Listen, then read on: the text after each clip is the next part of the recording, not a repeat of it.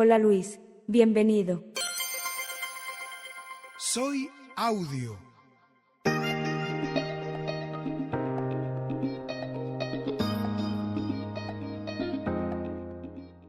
Hola, ¿cómo estás?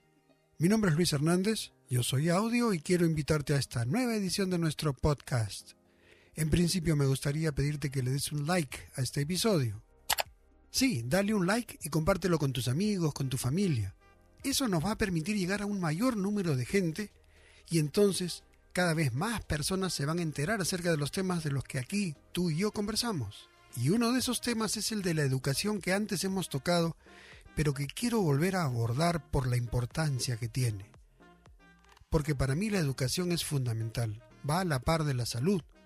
Fíjate que una sociedad que sufre de ignorancia, en el fondo, está enferma. Es decir, la ignorancia, a su modo, es una enfermedad, y una enfermedad muy pero muy grave. Por eso quiero hablar de educación, y más concretamente, de la educación de las personas con discapacidad visual. Aquí tú me podrás decir, entonces hablemos de educación inclusiva, porque esto es moderno, es lo nuevo, lo último, lo que salió ayer, por así decirlo. Ante eso yo quiero decirte que no descarto tu sugerencia. Pero por ejemplo me gustaría preguntarte cuánta seguridad tienes acerca de que la educación inclusiva es algo novedoso, último, reciente. Al respecto déjame contarte mi experiencia, ¿ok? Fíjate, cuando yo era muy niño, la educación inclusiva no se llamaba así. Pero entonces se hablaba de la integración, y yo escuchaba hablar al respecto. Y te cuento que en algún momento me volví fanático de la integración. Como se podría decir, me volví uno de esos tremendos hinchas de la integración. Cuando yo estaba en primaria llegó a Lima una profesora argentina, la señorita Susana Crespo, y ella era una gran promotora de la integración.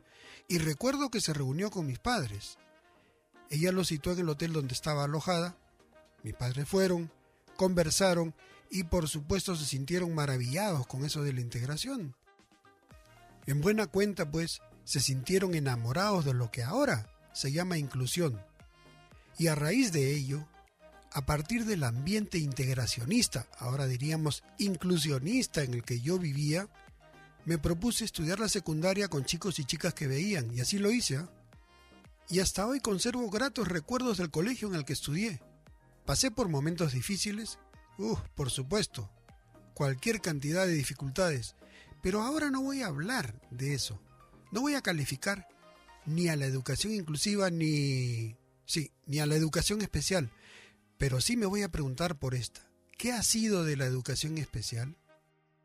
A mí me parece que también deberíamos poner nuestra atención en ella. Lo merece. Y por eso hace unos días sostuve una conversación con una amiga que es profesora y tiene mucha experiencia al respecto de este tema. Ella es española, su nombre es Paquita Sánchez Galvarro, y te invito a escuchar lo que ella me dijo justamente sobre la educación especial en la conversación que sostuvimos. Así que vamos a darle el pase a nuestra invitada de hoy.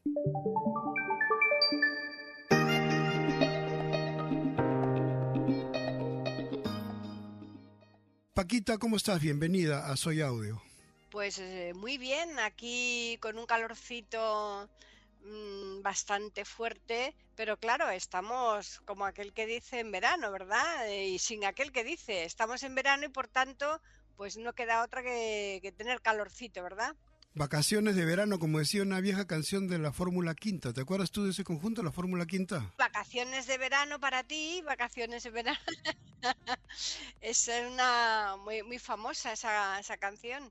O aquel verano de Marisol también, ¿no? Aquel verano que tomé tu mano. Sí, Uh-huh. es cierto. ¿Qué podemos decir hoy de la educación especial? Yo hace ya años que me jubilé y por tanto estoy un poco apartada de este tema, pero más o menos sí que lo conozco, ¿no? Entonces había colegios, en este caso que estamos hablando es de la ceguera, estatales, fundamentales, que se han dedicado a la enseñanza para personas que no ven, o bien ciegos totales o también en el supuesto de ciegos parciales, ¿no? Como es mi caso.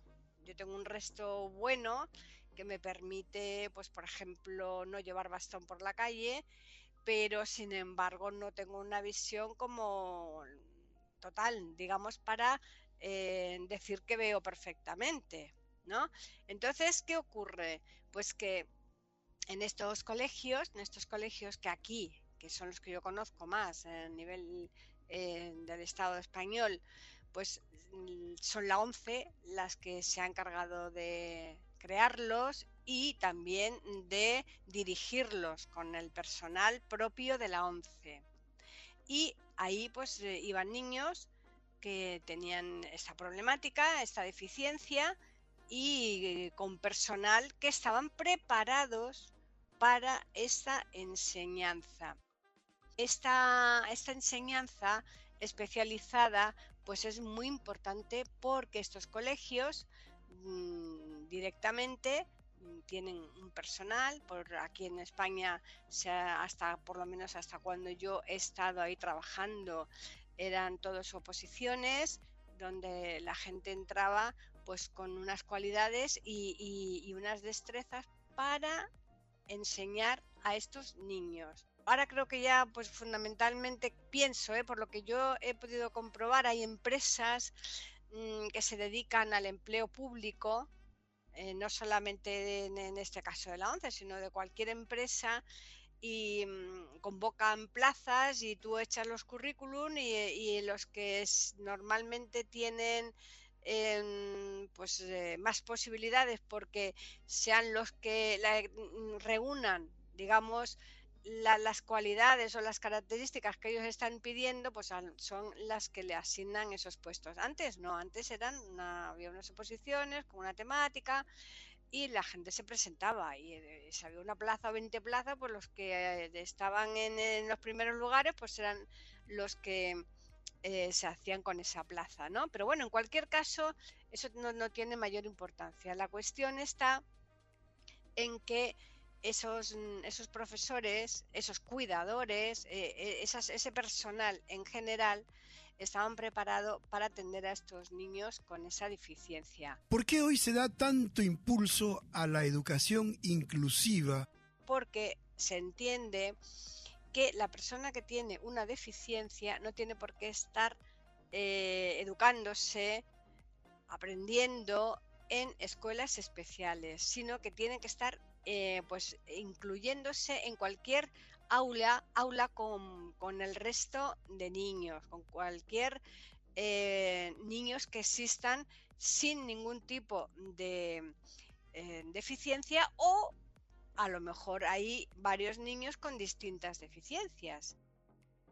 Como persona que me he dedicado a este menester durante muchos años, yo te diría que un niño pequeño no puede aprender en condiciones en un aula con 30 niños más. Es imposible porque el profesor de turno no puede dedicarle todo lo que necesita para, ya no solamente lo que necesita, sino ni siquiera tiene tampoco, porque oye, esa persona no tiene por qué tener educación especial hecha, simplemente tiene un magisterio y punto. Entonces no tiene los argumentos necesarios como para ese aprendizaje.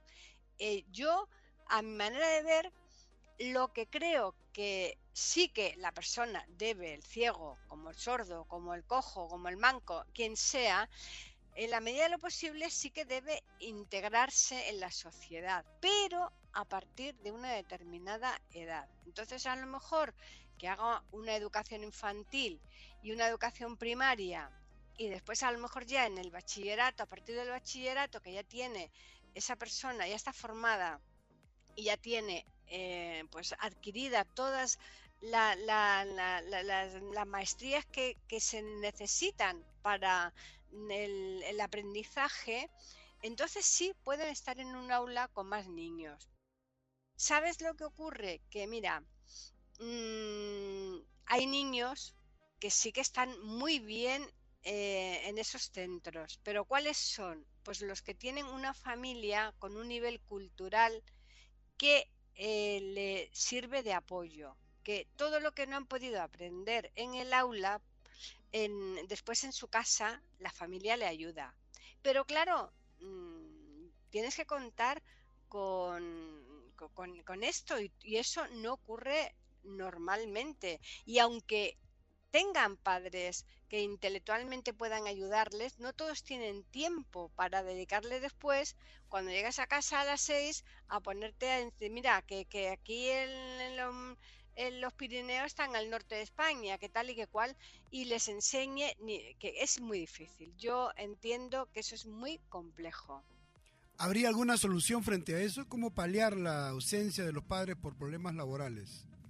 Yo mi consejo, desde luego, a quienes oigan este podcast, es que si se ven en esta circunstancia de tener hijos ciegos o familiares ciegos, que para que les puedan aconsejar, sin ninguna duda, si tienen algún centro especializado, que los lleven.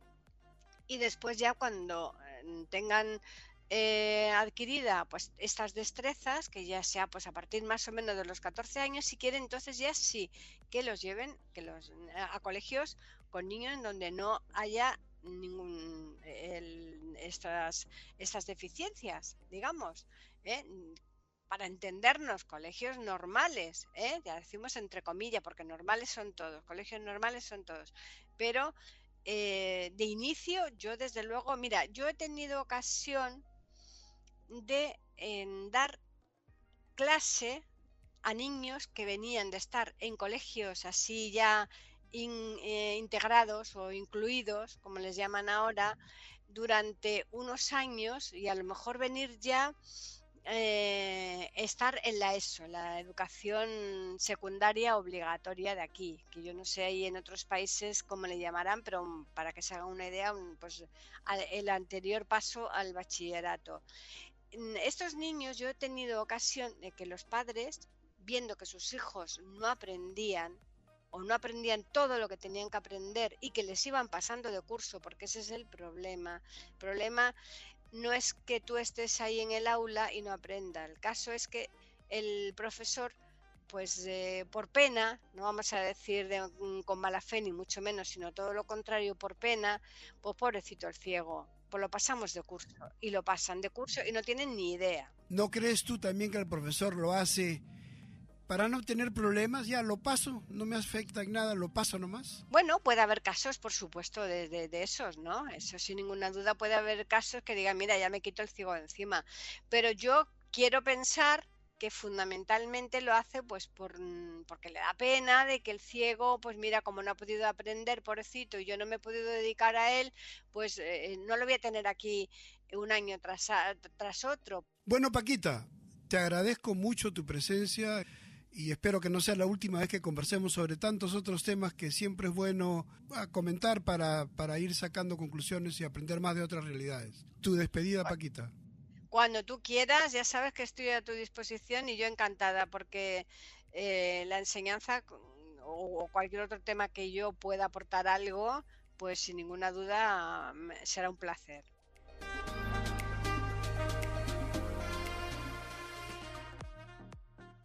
Hasta aquí llegamos en nuestro presente episodio. Gracias por tu sintonía. Si tienes alguna duda, pregunta, curiosidad o inquietud, no dudes en manifestarla. Déjame tus comentarios o escríbeme al correo soyaudiopodcast@gmail.com. Mi nombre es Luis Hernández. Yo soy Audio y te espero en nuestra próxima edición.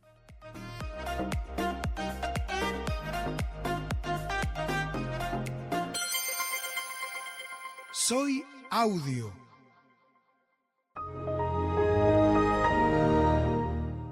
La computadora se está apagando. Hasta pronto, Luis.